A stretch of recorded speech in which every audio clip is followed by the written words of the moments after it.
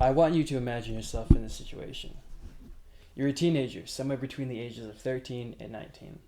It's late at night, and you have a very long day ahead of you at school or work tomorrow. You accomplished all your goals for the day and are now relaxing in your bed watching television or YouTube videos. You stare at your clock. It says 11 p.m. You look back at your screen and you think, okay, 15 more minutes of technology and then it's lights out.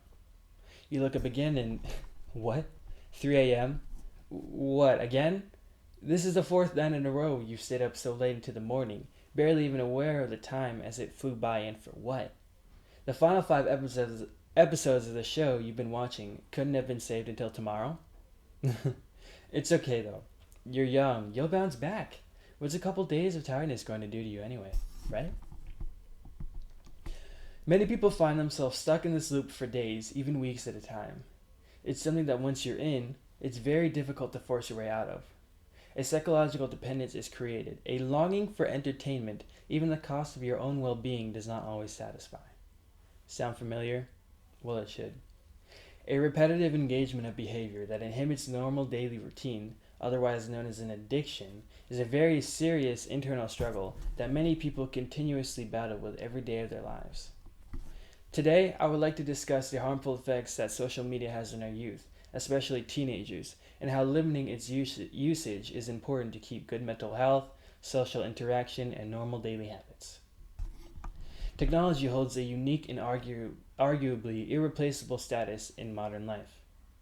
It is also negatively impacting the mental health of many individuals, specifically for teenagers. Adults have already lived a lot of their lives without the use of much modern technology, such as smartphones and tablets, as they were developed later when they were already grown.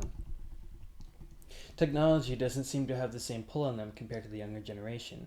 Many kids nowadays, however, have used modern technology throughout their lives and have developed a codependence to it.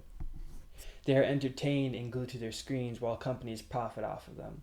Although a lot of good also comes from technological advancements such as computers, phones, and various other forms of digital entertainment continue to develop, the impact that they have on teenagers continues to negatively increase with no sign of reversing anytime soon. According to a study conducted in 2018, PewResearch.com authors Monica Anderson and Jingjing Jian state that some 45% of teens say that they use the internet almost constantly, a figure that has nearly doubled from the 24% who said this in the 2014-2015 survey. Another 44% say that they go online several times a day, meaning roughly 9 in 10 teens go online at least multiple times per day. Technology was developed in order to make life easier and to help us accomplish daily tasks more efficiently. It was not supposed to hold us and our kids hostage. In fact, according to the childmind.org, a 2017 study of over 500,000 8th through 12th graders found that the number of exhibiting high levels of depressive symptoms increased by 33% between 2018 and 2010 and 2015. In the same period, the suicide rates for girls in that age group increased by 65%. Smartphones were introduced in 2007, and by 2015, 92% of teens and young adults were said to have owned a smartphone. The rise in depressive symptoms correlates with smartphones' adoption during that period. Even if social media isn't the direct cause, it definitely has deeply correlated ties. An abundance of social skills are supposed to be developed at a young age. As early as kindergarten, kids are encouraged to ask questions, be creative with their mind, and interact with other kids their age. Even if there is a brief period of shyness, it is usually quickly overcome when children become more comfortable in their situation, whether that be in school, at home, or wherever else it might be. As kids are exposed to more and more technology, however, they stop interacting with their environment as much as they should because of whatever form of entertainment they are seeing in their screens might be perceived as more interesting to them at the time. Kids are starting to spend a lot of time on their own, locked in secluded places using their technology, not interacting with the people for hours and sometimes even days at a time. Overall, the social skills that we have spent so much time and effort developing begin to dwindle. If something is not done about it, then this is only the first step of many basic aspects of life that we will slowly be deprived of. Building relationships with other people is a very important aspect and a healthy way to live life, and not giving yourself the chance is very dangerous. Daily routines are also important guidelines to stick to. Setting a schedule for yourself so that you do not fall behind with the amount of sleep or work that you must do is especially important. The tempting usage of technology can inhibit that, however. Watching television, YouTube, or TikTok videos, and even browsing the internet late into the night without regard for the time can be very unhealthy and put your own body at risk if this behavior is continuously repeated.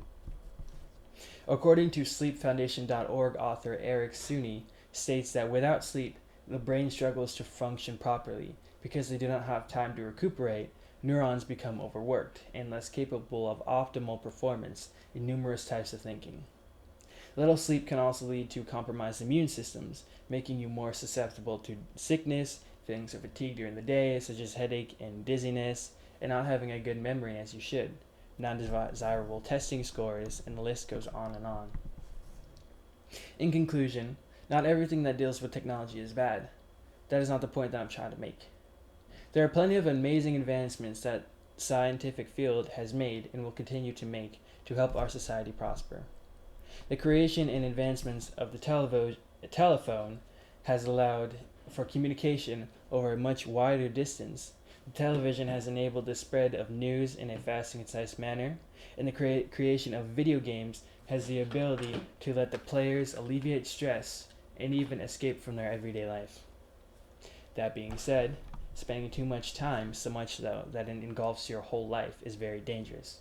For today's teenagers especially, this is more widely accepted as the new norm and is hardly questioned. It is important to limit technology for teens because it impacts their mental health, social life, and healthy daily habits. A real dependence is made in which kids are finding it hard to live without technology, where it should be the other way around. Technology should be dependent on human need. There are plenty of things that you can do to combat this. At night, you can set your phone down a whole 30 minutes before you're supposed to go to sleep. It can help calm down your mind and alleviate the stress that is put on your eyes as you would usually watch an illuminated screen. You can also interact with your friends or kids more often, offer to play with them outside, set a daily limit on their technology use, even have them pick up a sport. Although it will become increasingly hard for technology to be limited as it becomes more prevalent, it is important to not let it take over the lives of our youth.